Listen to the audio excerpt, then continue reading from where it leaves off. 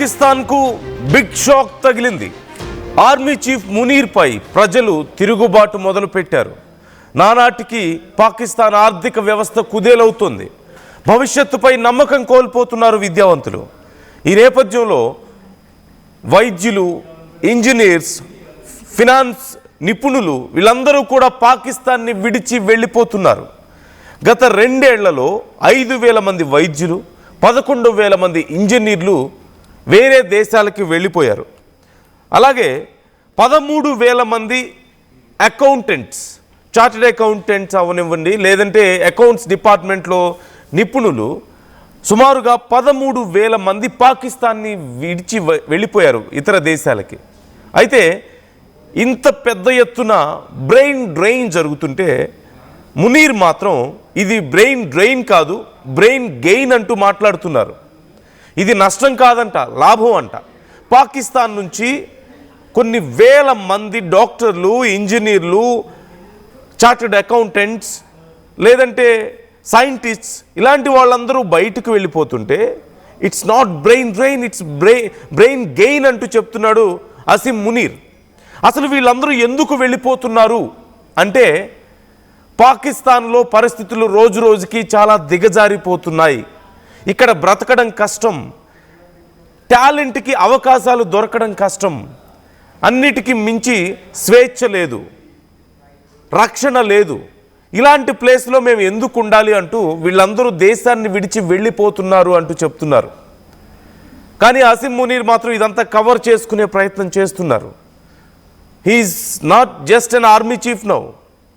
ఇప్పుడు chief of defence staff, ఇప్పుడు అంటే త్రివిధ దళాధిపతి. ఆల్మోస్ట్ ఒక అక్కడ ఉండాల్సినటువంటి ప్రెసిడెంట్కి ఉండాల్సిన పవర్స్ అన్నీ మునీర్ చేతిలో ఉన్నాయి. వీటన్నిటికంటే అతి ముఖ్యమైన, అతి భయంకరమైన విషయం మునీర్ చేతిలోనే ఇప్పుడు ఈ న్యూక్లియర్ పవర్స్ అన్నీ కూడా ఉన్నాయి. అంటే న్యూక్లియర్ వెపన్స్ ఆర్ న్యూక్లియర్ ఎనర్జీని ఎలా యూజ్ చేయాలన్నా సరే, యూజ్ చేయాలన్నా, ఆఫ్ చేయాలన్నా, ఎలా ఎవరికి ఇవ్వాలన్నా సరే అది పూర్తి స్థాయిలో మునీర్ చేతిలోనే ఆ పవర్స్ ఉన్నాయి. ఈ పవర్స్ అన్ని ఎలా వచ్చాయి? రాజ్యాంగాన్ని మార్చి మరీ మునీర్కి ఈ చీఫ్ ఆఫ్ డిఫెన్స్ స్టాఫ్ అనేటువంటి పదవిని కట్టబెట్టారు. ఆ దేశ అధ్యక్షుడి స్థాయి అది. అండ్ అలాగే ఈ మధ్య కాలంలో మనం చూసాం, అతనికి ఎగ్జంప్షన్స్ వచ్చేసాయి అన్నిటి నుంచి. అంటే న్యాయపరమైన విచారణ మునీర్ మీద జరిగే అవకాశం లేదు. అంటే న్యాయం వ్యవస్థలు ఏవి కూడా మునీర్కి పని చేయవు. అతని మీద ఎలాంటి విచారణ చేయడానికి అవకాశం లేకుండా ఈ మధ్య అతనికి ఒక స్పెషల్ పర్మిషన్ కూడా దొరికింది. రాజ్యాంగంలో దీనికి ఒక వెసులుబాటు కల్పించారు అక్కడ. ఇంతకంటే దారుణం ఏంటి? ఒక్కసారి జస్ట్ ఇమాజిన్ చేసుకోండి, ఒక ఉగ్రవాది చీఫ్ ఆఫ్ డిఫెన్స్ స్టాఫ్ అయ్యాడు. అంటే మూడు పవర్స్కి, ఇటు ఆర్మీ, ఎయిర్ ఫోర్స్, నేవీ, మూడింటికి అతనే చీఫ్ అయ్యాడు. అతని చేతిలోనే న్యూక్లియర్ పవర్ ఉంది. అట్ ది సేమ్ టైం అతని మీద ఎలాంటి విచారణ చేయడానికి అవకాశం లేదు. What else he needs? ఇంకేం కావాలి అంతకంటే అతనికి? ఇప్పటికే ఇమ్రాన్ ఖాన్ని జైల్లో పెట్టాడు, ప్రతిపక్షం అనేది లేకుండా చేస్తున్నాడు.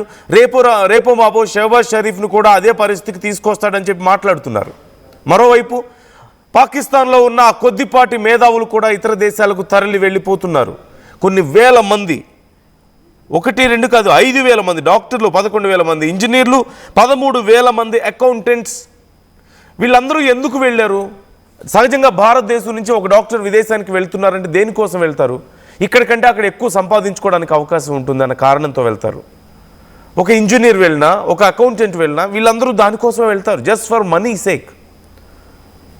అంతకుమించి పెద్దగా భారతదేశాన్ని విడిచి వెళ్ళడానికి వాళ్ళకి అవసరం లేదు. ఇన్ఫ్యాక్ట్ అక్కడికి వెళ్ళి డబ్బులు సంపాదించుకొని అక్కడి నుంచి మళ్ళీ ఇక్కడ వాళ్ళకి డబ్బులు పంపిస్తూ ఉంటారు. ఒక సర్టెన్ అమౌంట్ ఆఫ్ మనీ వాళ్ళు అనుకున్నది సాధించిన తర్వాత జీవితంలో చాలామంది తిరిగి మళ్ళీ మన దేశానికి వచ్చి సెటిల్ అయిపోతున్నారు, సొంత దేశానికి వచ్చి.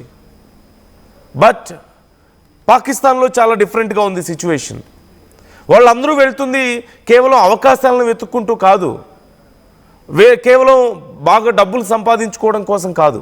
వాళ్ళందరూ వెళ్తుంది అసలు పాకిస్తాన్లో బ్రతకలేమనే ఉద్దేశంతో, పాకిస్తాన్లో ఉంటే తాము దేనికి పనికిరామన్న ఉద్దేశంతో, పాకిస్తాన్లో రక్షణ లేదు, తాము ప్రాణాలతో ఉంటామో లేదో తమకు గ్యారంటీ లేదు, అసలు భవిష్యత్తే లేదు పాకిస్తాన్లో ఉంటే మాకు అన్న కారణంతో వాళ్ళందరూ వెళ్తున్నారు. That is the basic difference. కేవలం బెటర్ ఛాన్సెస్, ఇక్కడ ఆల్రెడీ ఛాన్సెస్ ఉండి బెటర్ ఛాన్సెస్ కోసం వెళ్తున్నారు. అండ్ మరొక ముఖ్యమైన విషయం, ప్రభుత్వాలు ఏం చేస్తున్నాయి ఇక్కడ, మన దేశం ఏం చేస్తుంది, ఆత్మనిర్భర్ భారత్ అంటుంది, మేక్ ఇన్ ఇండియా కార్యక్రమాలు చేస్తుంది, మన దేశంలో పెట్టుబడులు పెట్టమని విదేశాల్లో ఉన్న వాళ్ళని ఇన్వైట్ చేస్తుంది. మన ఎన్ఆర్ఐలు అక్కడికి వెళ్ళి సెటిల్ అయితే మళ్ళీ రండి మన దేశంలో పెట్టుబడులు పెట్టండి అంటున్నారు. దానివల్ల ఎక్స్చేంజ్ పెరుగుతుంది, కరెన్సీ ఎక్స్చేంజ్ పెరుగుతుంది, వాల్యూ పెరుగుతుంది, మన రూపాయి బలపడుతుంది అండ్ మనకి చాలా లాభం వస్తుంది. బట్ వాట్ అబౌట్ పాకిస్తాన్ అంటే అఫ్కోర్స్ ఖచ్చితంగా భారతదేశంతో కంపేర్ చేసుకునే స్థాయిలో పాకిస్తాన్ లేదు. But still you can see the situation. ఒక్కసారి అక్కడ ఉన్నటువంటి ఎయిర్పోర్ట్లు, ఐఎమ్ షోయింగ్ ద విజువల్స్, ఒక్కసారి అక్కడ ఉన్నటువంటి ఎయిర్పోర్ట్లు, బస్ స్టాపుల్లో ఉన్నటువంటి సిచ్యువేషన్ మీరు చూస్తున్నారు. కేవలం ఇంజనీర్స్, అకౌంటెంట్స్, డాక్టర్స్ మాత్రమే కాదు, ఏ కొద్దిపాటి స్కిల్ ఉండి ఇతర దేశాల్లో మనం బ్రతకొచ్చు, ఇక్కడికి ఇతర దేశాల్లో మనకి బ్రతకడానికి అవకాశం దొరుకుతుంది అనుకున్నా సరే పాకిస్తాన్ నుంచి చాలామంది బయటకి పారిపోతున్నారు. This is fact. అఫీషియల్గా కేవలం డాక్టర్లు లేదంటే అకౌంటెంట్స్ లేదంటే ఇంజనీర్స్కి సంబంధించిన సమాచారం మాత్రమే మనం చూస్తున్నాం. బట్ అన్అఫీషియల్గా every skilled person skilled or unskilled ఎవరైనా సరే బయట అవకాశం దొరికితే ఆ దేశం నుంచి పారిపోతున్నారు. And this is not drain, this is gain అంటున్నారు మునీర్. సో అతి త్వరలో పరిస్థితులు ఎంత భయంకరంగా మారబోతున్నాయి పాకిస్తాన్లో అనేది మీరు చూస్తున్నారు. ఓ పక్క ముస్లిం దేశాలన్నింటినీ ఏకం చేయాలి, ముస్లిం దేశాల్లో న్యూక్లియర్ పవర్ ఉన్నటువంటి దేశం పాకిస్తాన్ కాబట్టి మేము పెద్దన్నలాగా వాళ్ళందరికీ మా సపోర్ట్ అవసరం ఖచ్చితంగా అని చెప్పేసి భావిస్తున్నారు. ఆ దేశాల అండ చూసుకొని పెట్టేకి పోవాలని చూస్తున్నారు. న్యూక్లియర్ వెపన్స్ ఉన్నాయి కదా, ఎవరి మీద పడితే వాళ్ళ మీద ప్రయోగించేద్దాం, బలం చూపిద్దాం, బెదిరించేద్దాం అని చెప్పి అనుకుంటున్నారు, ముఖ్యంగా భారతదేశాన్ని.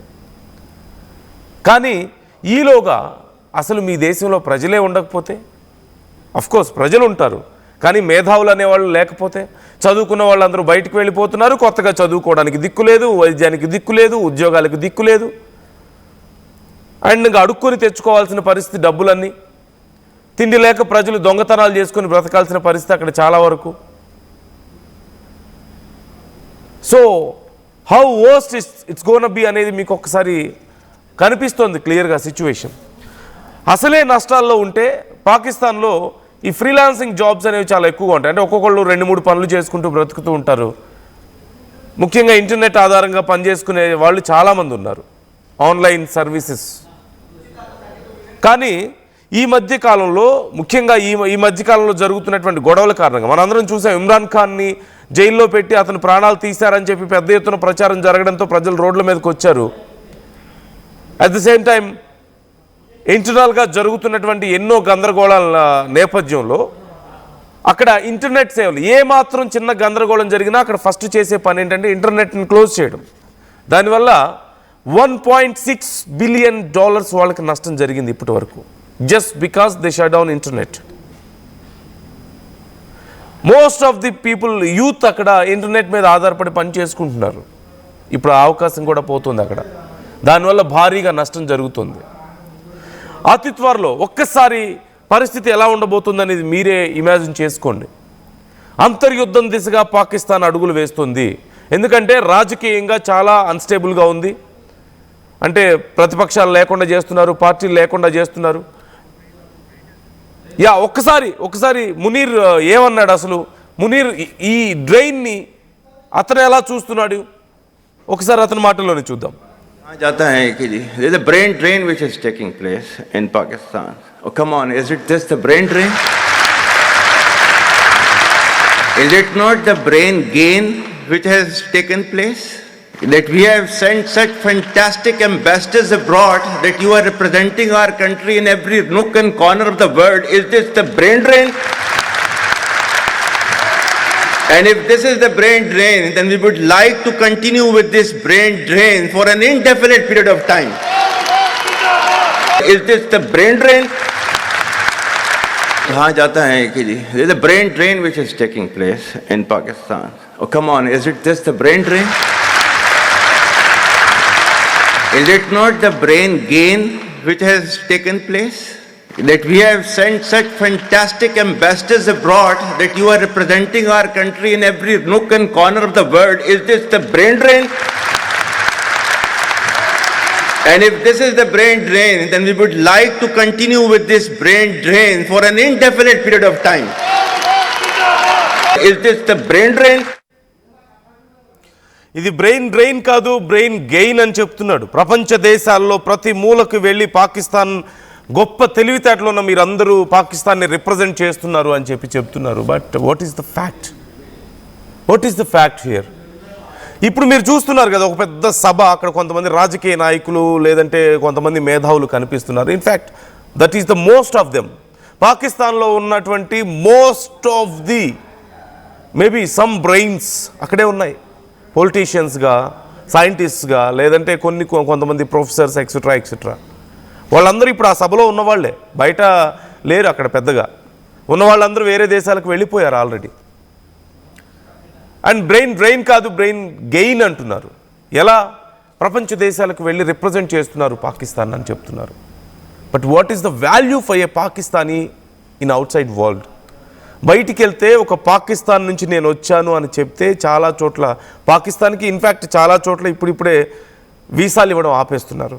అట్ ది సేమ్ టైం బయటకు వెళ్తే పాకిస్తాన్ నుంచి వచ్చాను అని చెప్తే ఇంటర్వ్యూలో చాలా అనుమానంగా చూడాల్సిన పరిస్థితి. ఒకవేళ ఏదైనా దేశానికి వెళ్ళి నేను పాకిస్తాన్ నుంచి వచ్చానంటే భయపడాల్సిన పరిస్థితి. అమ్మో పాకిస్తాన్ నుంచి వచ్చాడంట అని. సో ఇదే నా గొప్పతనం. ఇవన్నీ పక్కన పెడితే వాళ్ళందరూ ఎంత బాగా రిప్రజెంట్ చేస్తున్నారనేది పక్కన పెడితే what is he representing? How he is representing Pakistan?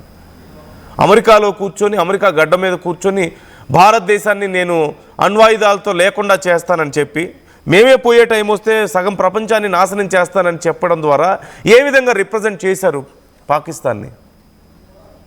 Is that a good వే?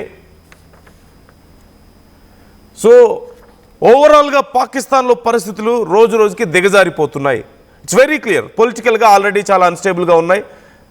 ప్రతిపక్షం అనేది లేకుండా చేయాలనే ఉద్దేశంతో ఉన్నారు. ఇమ్రాన్ ఖాన్ని లోపలేశారు, ఆ పార్టీని లేకుండా చేస్తున్నారు. అతి త్వరలో షహబాజ్ షరీఫ్ పరిస్థితి అదే ఉండబోతుంది. పార్టీలన్నీ పక్కకు పోయి అసీం మునీర్ అక్కడ పూర్తి స్థాయిలో అధికారాన్ని చేపట్టాలనుకుంటున్నాడు.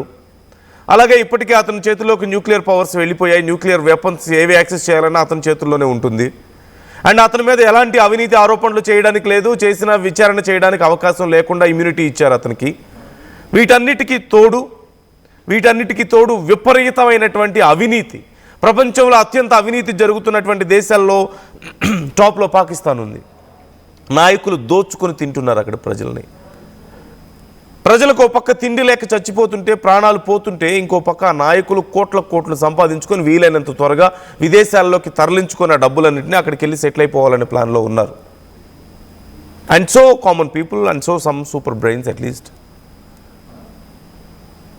కొంతమంది doctors, engineers and accountants, lawyers, అన్నిట్లో నిపుణులైన వాళ్ళందరూ, సమ్ ప్రొఫెసర్స్ అందరూ కూడా బయటకు వెళ్ళిపోతున్నటువంటి పరిస్థితి.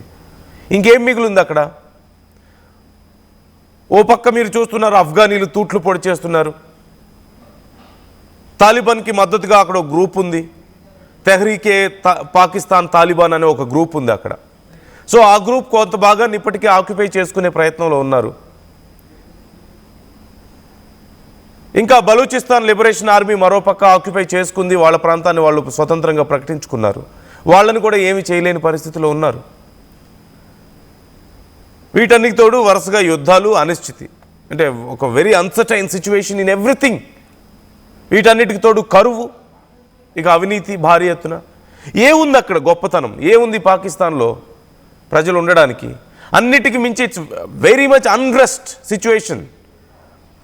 ప్రతిదానికి గొడవలు అవుతున్నాయి, ప్రజల్లో అసంతృప్తి పెరిగిపోతుంది, అన్రెస్ట్ పెరిగిపోతుంది, ఆకలి చావులు ఎక్కువయ్యాయి, ఆకలి కేకలు పెరిగిపోయాయి, అవినీతి పెరిగిపోయింది. సో మొత్తం మీద ఒక గందరగోళ పరిస్థితి, ఏ క్షణమైనా పేలిపోవడానికి సిద్ధంగా ఉంది అక్కడ. ఒక బాంబ్ ప్రజల రూపంలో అక్కడ అతి త్వరలో ఆ బాంబు పేలబోతోంది. ప్రజల్లో ఈ అసహనం పెరిగి అతి త్వరలో అంతర్యుద్ధాలు మొదలయ్యే అవకాశాలు కనిపిస్తున్నాయి. ముక్కలు చెక్కలుగా అవ్వబోతోంది పాకిస్తాన్ అంటున్నారు. పైకి మాత్రం మా దగ్గర న్యూక్లియర్ వెపన్స్ ఉన్నాయి, లేదంటే ముస్లిం కంట్రీస్లో మా దగ్గర తప్ప ప్రపంచంలో ఇంకెక్కడ న్యూక్లియర్ వెపన్స్ లేవు. అమెరికా మాకు ఫ్రెండ్, చైనా మాకు ఫ్రెండ్. ఇదంతా పైకి కనిపించేదే. ఆయిల్ స్టోర్స్ అమెరికా మా దగ్గర పెడుతుంది, మా దగ్గర ఉన్నటువంటి ఈ ఖనిజ సంపదని తవ్వి మేము అమెరికాతో వ్యాపారం చేయబోతున్నాం, దాని ద్వారా కొన్ని కోట్లు, వందల కోట్లు మాకు రాబోతుంది, వేల కోట్లు రాబోతున్నాయి. ఇదంతా పైకి కనిపించేది మాత్రమే. But what is reality? America తమ చెప్పు చేతల్లో పెట్టుకుంటుంది పాకిస్తాన్ని, తమ మోచేతి నీళ్లు తాగించుకుంటుంది, అంతకుమించి ఏం లేదు. తమకు అవసరమైన దాన్ని బట్టే అమెరికా ఏదైనా చేస్తుంది. గతంలో చాలా దేశాల పరిస్థితి మీరు చూశారు. లిబియా, సిరియా, ఇరాక్, ఇలా ఎన్నో దేశాలు పరిస్థితులను మీరు చూశారు. And now it's time for Pakistan. ఆ గేమ్లో బలి అవ్వాల్సిన పరిస్థితి వచ్చింది, అంతకుమించి ఏం లేదు. ఇక చైనా, భారతదేశం మీద కోపంతో చైనా ఏదో పిచ్చి పనులు చేస్తుంది, బట్ కొంతవరకు మాత్రమే. అది అందరికీ తెలిసింది. ఏదో 4 మెతుకులు విదిలించేస్తారు వాళ్ళకి అవసరం ఉన్నప్పుడు, లేదంటే కనీసం పట్టించుకొని కూడా పట్టించుకోదు. ఇక ఇస్లామిక్ కంట్రీస్లో మేమే పవర్ఫుల్, మా దగ్గరే న్యూక్లియర్ వెపన్స్ ఉన్నాయని చెప్తున్నారు. But who is asking for that? First of all, A Islamic దేశం అయినా పాకిస్తాన్ వచ్చి మాకు న్యూక్లియర్ వెపన్స్ ఇవ్వండి అని అడుగుతుందా? ఒకవేళ ఇచ్చే పరిస్థితిలో పాకిస్తాన్ ఉందా? పాకిస్తాన్ని పెద్దన్నలాగా చూడగలుగుతున్నాయా? ఇస్లామిక్ కంట్రీస్ అన్నీ రిచ్గానే ఉన్నాయి పాకిస్తాన్తో పోల్చుకుంటే. ఇన్ఫ్యాక్ట్ ఆర్థికంగా బలంగా లేకుండా వాళ్ళందరూ మిమ్మల్ని ఎందుకు నెత్తిన పెట్టుకుంటారు మీ దగ్గర ఉన్న బాంబ్స్ చూసి? Just so this is the situation. Arab కంట్రీస్కి ఎక్కడా కూడా పాకిస్తాన్ అణుబాంబులు అవసరం లేదు కదా, వాళ్ళ న్యూక్లియర్ బాంబ్స్ ఏం అవసరం లేదు కదా. So this is the reality. పైకి కనిపించేది ఒకటి, పైనంతా మేకప్ పూస్తున్నారు అంతే. But reality is very different. So try to comment your opinions. ఏం జరగబోతుంది అతి త్వరలో పాకిస్తాన్లో? డూ యూ థింక్ పాకిస్తాన్ మొక్కలు అవ్వబోతుందా? అంతర్యుద్ధం రాబోతుందని మీరు కూడా అనుకుంటున్నారా? సిమ్టమ్స్ అలా కనిపిస్తున్నాయా? Try to comment your opinions. మరొకసారి Asim Munir comments. That you are representing our country in every nook and corner of the world. Is this the brain drain? And if this is the brain drain, then we would like to continue with this brain drain for an indefinite period of time. Is this the brain drain? हाँ जाता है कि जी, there is a brain drain which is taking place in Pakistan. Oh come on, is it this the brain drain?